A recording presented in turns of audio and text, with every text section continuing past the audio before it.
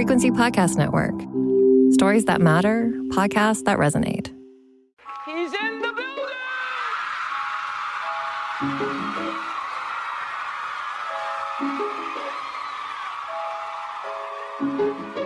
Drink the moment. Drink it. I said empty your mind. Coquettish and coy. Ow. Ow. What? And there's people that are dying. The wickedly talented. More than great. It was historic. Crack is World. Oh, good for you. I have to apologize. One of the hottest. Welcome back to The Reheat, a podcast that re-examines the wildest celebrity news and scandals of yesteryear and asks, how would we react to the same events if they'd transpired today? I'm Sarah Sahagian. And I'm Steph Hassan. And if you hear that dog, that is our third host for today, my Omar. And this week spells yet another hot off the press. That's when we do a mini-sode that discusses the craziest headlines preoccupying our minds right now. So let's jump into one of our juicier ones, a little fun one, in the rom-com world, which is my and Sarah's absolute favorite world. This past week, director Celine Song, who made the gorgeous film Past Lives, which, by the way, if you have not seen yet, please go see it. It still lives in my mind all the time, honestly. She dropped the trailer for her new romance film called The Materialists. It stars Dakota Johnson, fiery Pedro Pascal, and Chris Evans. Very high-low mix of a cast. Sarah, tell us all about this. What are your gripes? What are your joys? How are we feeling about this?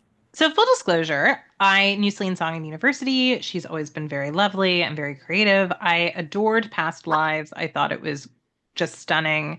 And it's funny, I was not expecting her follow-up to be a straight-up rom-com. And maybe it's not because we haven't seen the movie. But that's what the trailer looks like. And at first I thought, okay, that's a bit of a surprising choice from an art house director. But then I realized maybe it's not. Maybe it's high concept because all the rom-coms today are shit. They're all like this, like, made for Netflix or Prime kind of dreck that doesn't have good production values. The plot doesn't even make sense. Like, did you see the latest Reese Witherspoon, Will Ferrell movie? The plot doesn't even make sense, right? They have to retcon in that they were in love with each other the whole time. And so maybe it actually is edgy to make a traditional rom-com that looks like it could have come out in 1998 as opposed to 2025. Maybe that is one of the most artistic things you could do right now, especially if you do a good job. And the trailer looks very winsome. It looks funny. It looks enjoyable. It's very high concept, but also very kitschy and romantic comedy concept. Kind of like, it gave me sort of like a higher brow, How to Lose a Guy in 10 Days vibe, right? Like, she's a matchmaker who is single and doesn't want to get married. And then she meets Pedro Pascal and he immediately is in love with her. But then she also, the same night, reconnects with someone from her past, played by Chris Evans. So, you know, it's got that love triangle trope. It's also got the, like, I'm too busy to fall in love career woman trope. Yes, it does. Has a lot of the tropes, right? And I think that's probably intentional. I couldn't have said it better myself. These are the exact thoughts I've been having, Sarah, because how do you go from Past Lives to a very classic, simple rom-com, which again, we love. I'm absolutely here for that. And you make such a good point. It's not like we've had a good one in a while, so maybe this is a little bit revolutionary for the time. But yeah, there's a part of me that's like, what's going to be the catch? What's going to be the little bit of twist in the narrative, in the plot? There's got to be something. But honestly, I will take just a really good romantic movie because we haven't had one in a while. I find the casting also really fascinating. Yeah. Dakota Johnson is a real hit or miss for me. Sometimes I just love her in something, but a lot of the time, it's always a miscast. She seems great in the trailer, but again, the trailer is a mix of a lot of key and probably good, solid scenes where she's kind of killing it. I'm also kind of cracking up at the Pedro Pascal versus Chris Evans of it all in this love triangle because Pedro every day. And listen, I've always been like, I love me some Chris Evans. That's one of my favorite Chris's. Probably my favorite Chris, aside from Chris Messina, as I think you and I have discussed. But nobody compares to Pedro. Sarah, what do you make of the casting? So there's that, especially rich Pedro, where he's supposed to be Pedro Yeah. Pascal, who has a $12 million apartment. I'm like, I'm sorry, Yes. there's no competition here. And Yes. in that scene where basically Chris Evans is kind of mocking her and judging Dakota Johnson for wanting to marry somebody who's successful and doesn't have roommates and is handsome and is nice to her and is rich. I'm like, you're just selling me on him. You're just selling me on him. Yeah. Name a flaw that this man has. I don't know. There might be more to it than that. Maybe there's more to that critique. Obviously, you can't judge a film by the trailer. The one thing that really kind of I'm interested to see how it plays out in the actual film is a trope that I don't love in rom-coms that I do wish that we wouldn't even play with at all.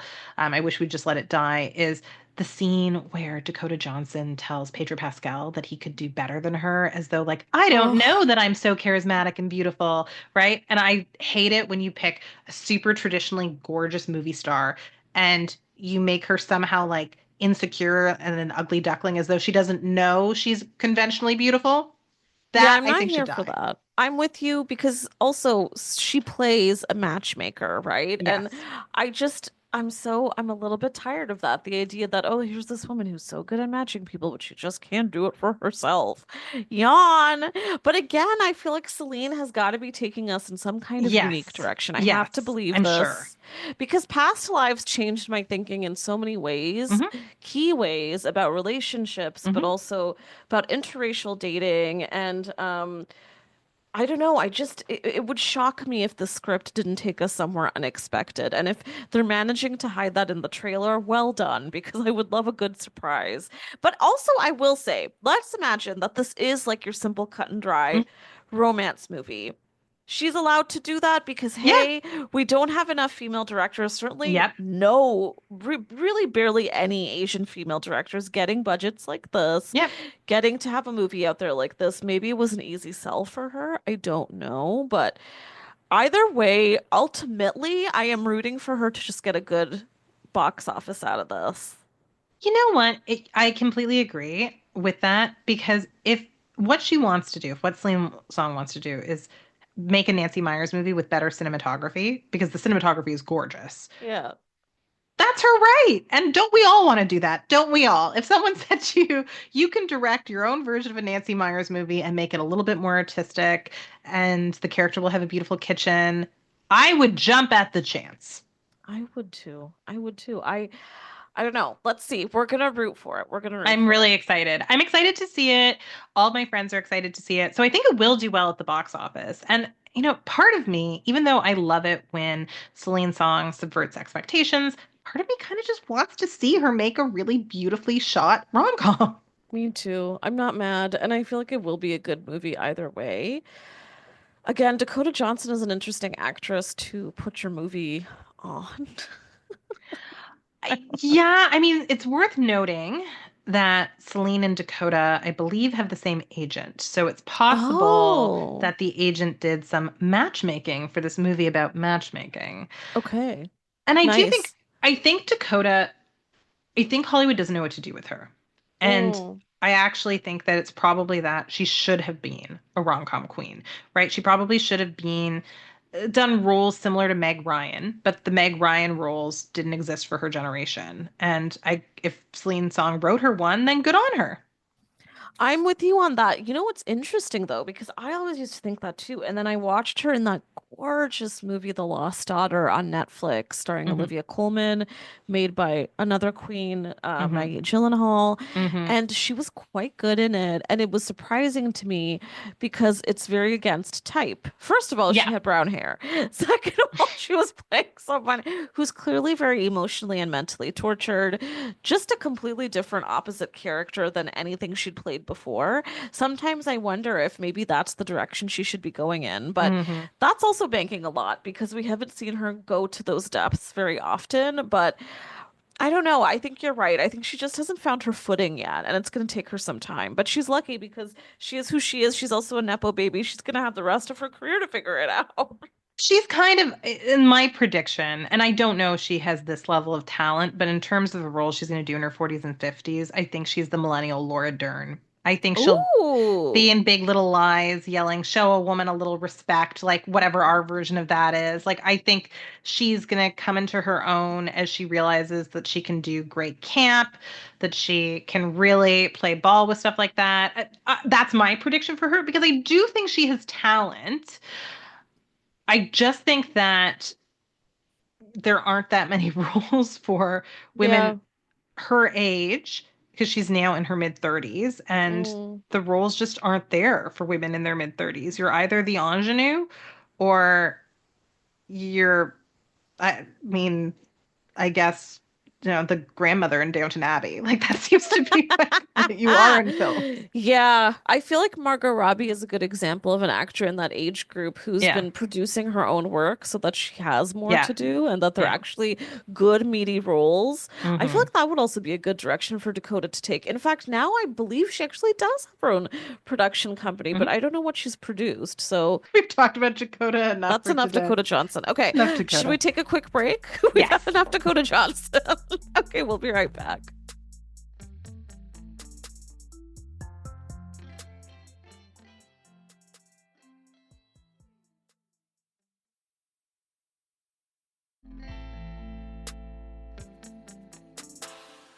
And we're back. Okay, one big piece of news that I'm dying to talk about with you, Sarah, is the absolute teardown of Snow White star Rachel Zegler. Sarah, have you heard about this? Were you in the know a little bit? I have. I've actually been staying away from it because I find it very upsetting. She's still pretty young and it's sexist, it's racist, it's just all around bad. But we should talk about it. It's important to Yeah. discuss this kind of vitriolic discourse. So what's been happening? Yeah, what a good intro. Yeah, truly vitriolic. Okay, so let me run it down for you all. So the movie flopped, first of all. It cost 350 million to make, and it has earned only 87 million globally. That's pretty bad. Yeah. And everyone involved has been desperate to find someone to blame. Though let me just note Hmm. before I move ahead, quite a few of these Disney live action movies have not been doing as well Yep. as these studios have hoped. Hmm. I feel like they were ignoring that. This Yep. was not a good idea, I don't think. And I don't know if the Nope. timing was right, but they should have slowed their roll on keeping churning these out and maybe think about what's not working. But they decided what's not working is Rachel, who, as Sarah said, is indeed young. She's only 23, which is wild. If the name sounds familiar, the face looks familiar, she led West Side Story. She's also a bit of a Broadway starlet. She's got an incredible voice. She's quite good. So how did we get to this particular teardown? When she was cast in Snow White, trouble was already brewing. Some dark web Disney psychos were upset that a Latina had been hired to play Snow White. Of course they were. This happens every single time. We saw it for Halle Bailey when she got cast to play the Little Mermaid because she is a black woman. It was ridiculous. It was ludicrous. She was wonderful as the Little Mermaid. Come on now. But I digress. From there, Rachel was in hot water again when she said in an interview that this new version of Snow White would be more feminist. I love the original, but it doesn't really sit well with today. It just doesn't. I'm sorry. If you go back and watch it or read it, you'll pick up on that a little bit. I don't think it was a ridiculous thing for her to say.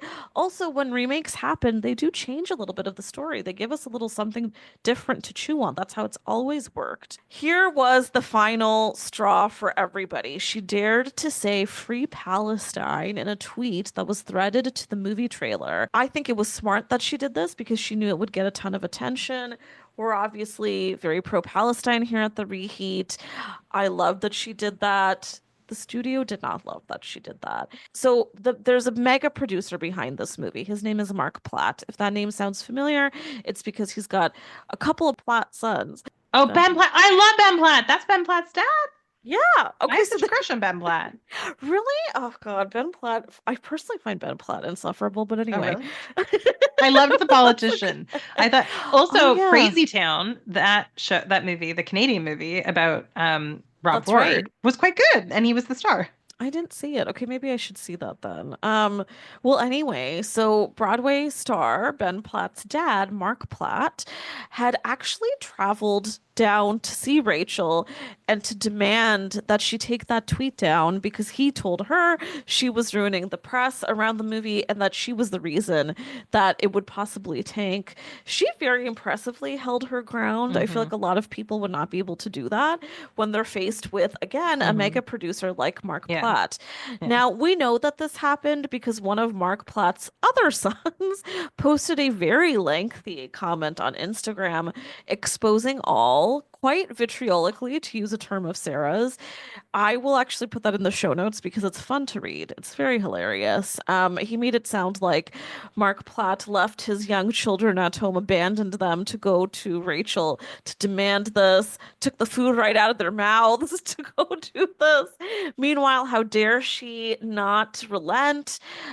During all of this, Disney also hired a social media guru, quote unquote, to help her, also quote unquote.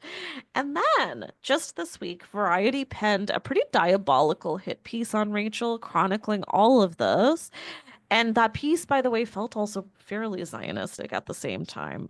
Meanwhile, Rachel has actually won a lot of internet love. A lot of fans have come to her raving about this, and I was never really a fan. I wasn't really checking for her. I was neither here nor there. Now I'm a big Rachel fan. So Sarah, what do we make of this debacle? Is Disney so far in the clouds that they just kind of can't realize how this would read, that actually maybe this wouldn't be such a bad thing, or is it just a bunch of bigots who are running the show? I feel like I know the answer, but I want to hear your take. Disney is notoriously conservative about things like that. They don't really want politics to come into their press tours, even politics that most people would think are just sort of very basic human rights issues. So I'm not at all surprised that the Disney machine tried to, censor her and tell her what she could and couldn't say. So this is not surprising. It's just upsetting that there were so many people who felt so ready to hate this 23-year-old, right? And she's gotten a lot of social media love, but she's also gotten a lot of social media hate. And it just shows you that people are always looking, I think, for a new young woman to despise, which, like, I think all of us collectively kind of did that with Blake Live. We were all ready. And now it's Rachel's turn.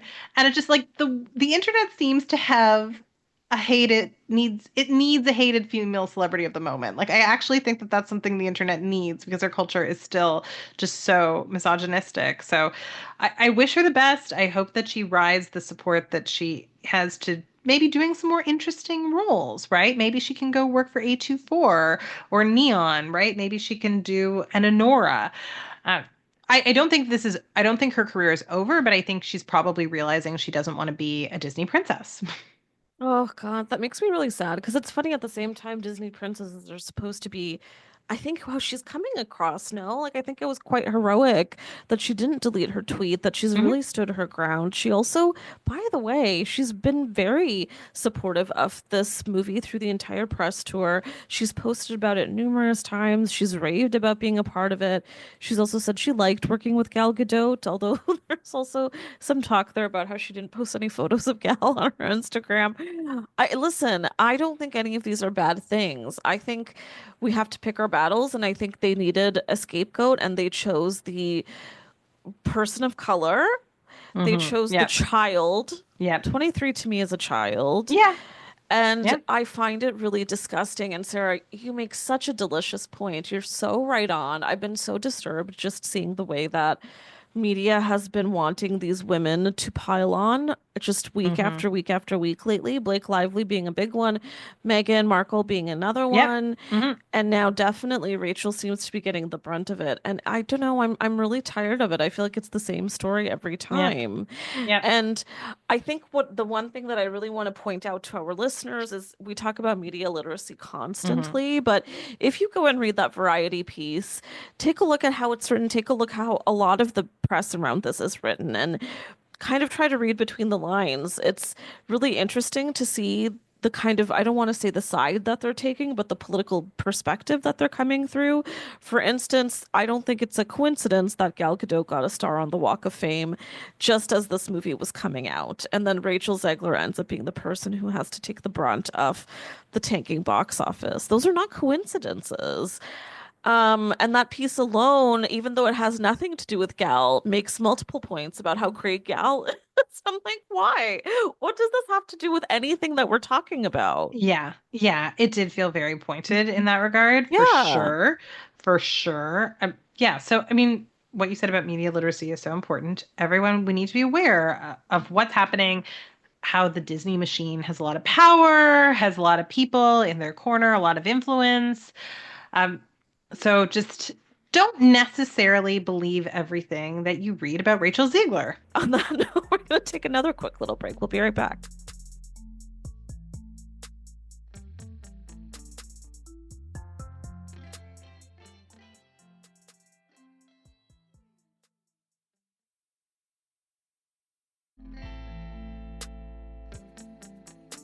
Okay, so now we're going to talk about the fact that Sydney Sweeney and Jonathan Davino likely called off their wedding. So she's 27. She's one of the ingenues at the moment, maybe even the ingenue of the moment. I mean, Daisy Edgar Jones is probably the other white 20-something ingenue of the moment. But Daisy being the more basic one. I think Sydney's actually quite good. Daisy, I cannot comprehend. I'm sorry. I like Daisy on TV. Yeah? I thought she was good in that TV show Under the Banner of Heaven. She was all right. She was. You're right. But since then, I've been so unimpressed. She's one of those people who I would not recognize in a crowd or a lineup.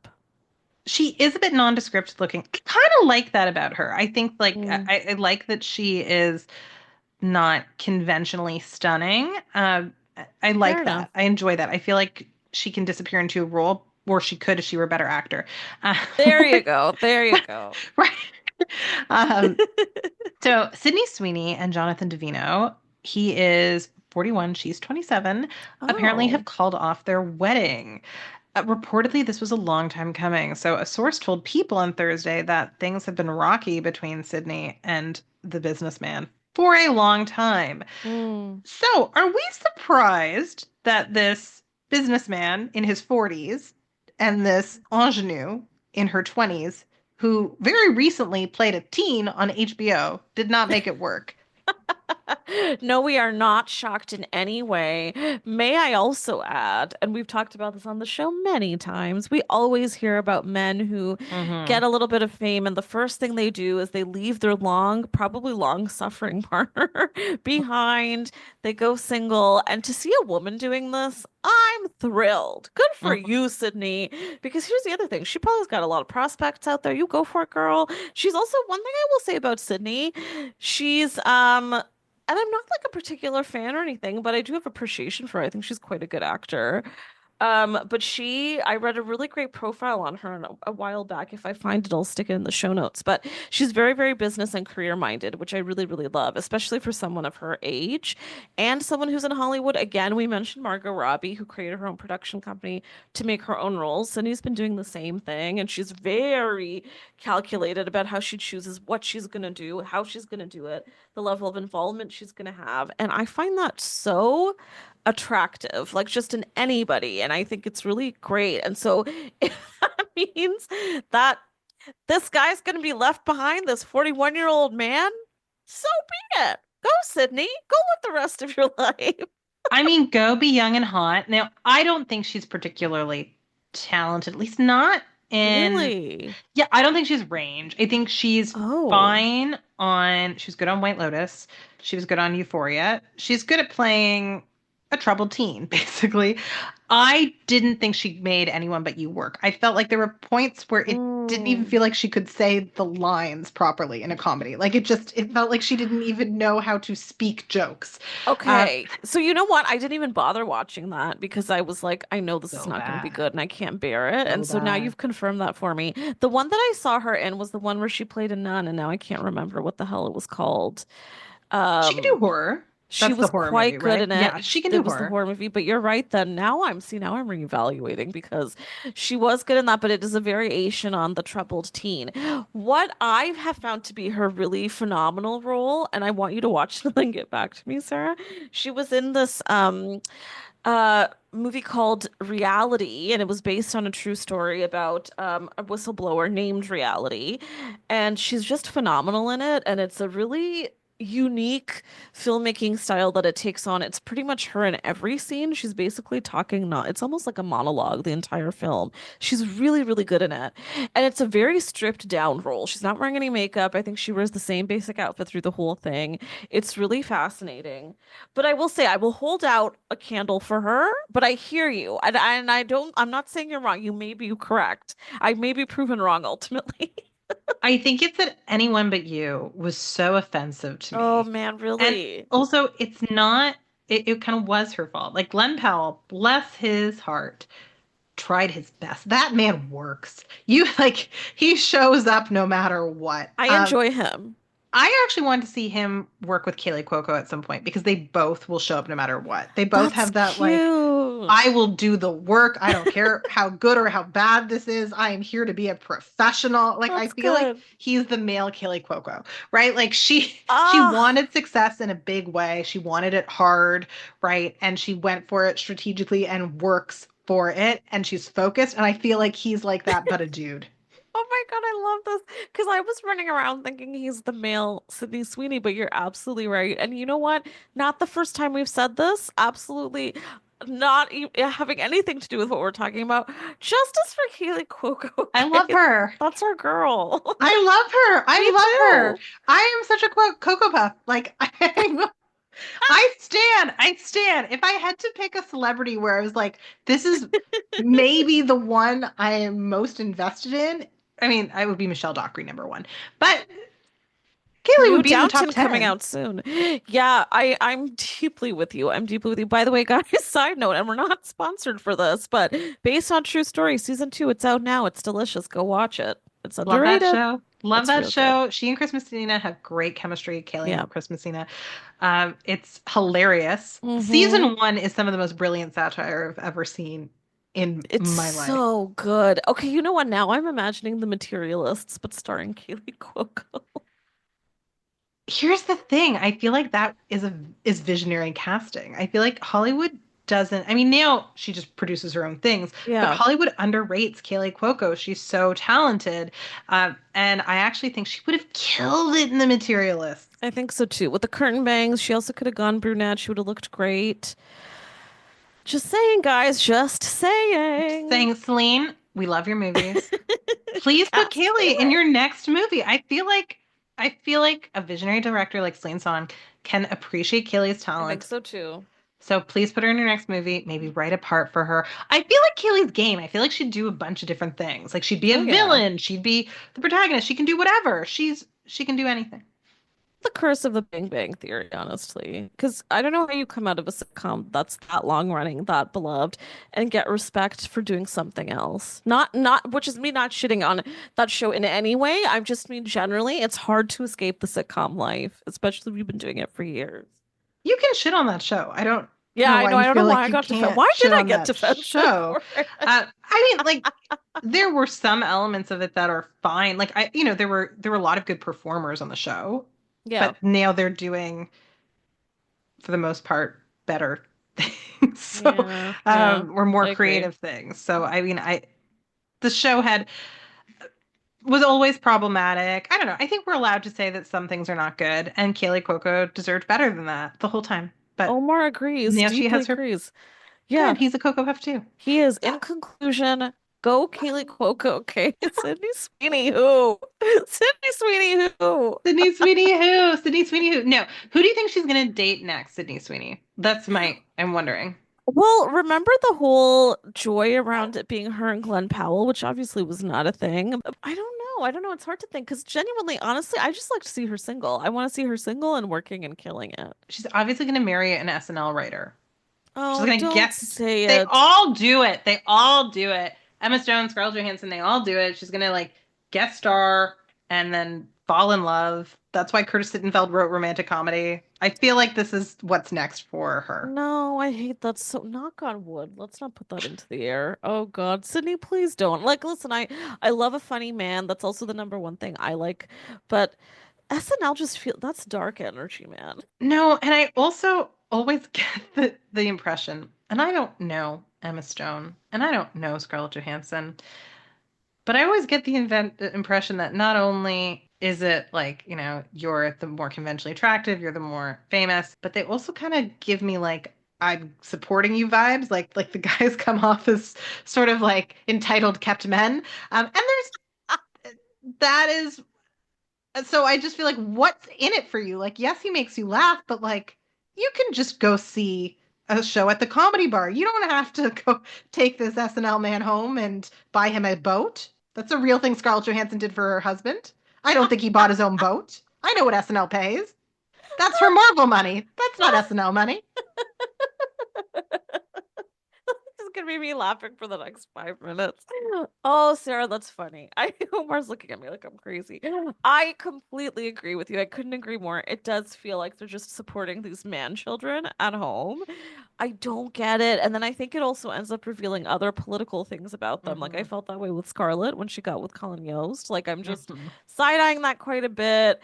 I just don't think they need it. Here's the thing that makes me feel the weirdest about it all. SNL has spent, listen, I know it's got great things, so much great shit we can say about it. That's out there. Sarah and I are not here for that. Okay, we're talking about the other stuff we haven't talked about, which is that show has spent years and years, as we now know, 50 years, mocking these very types of female movie stars. And it's so interesting to me that now we are in this era with those same movie stars are getting with these dumpy guys who were dorks when they were younger. And I'm sorry, but they're dorks now.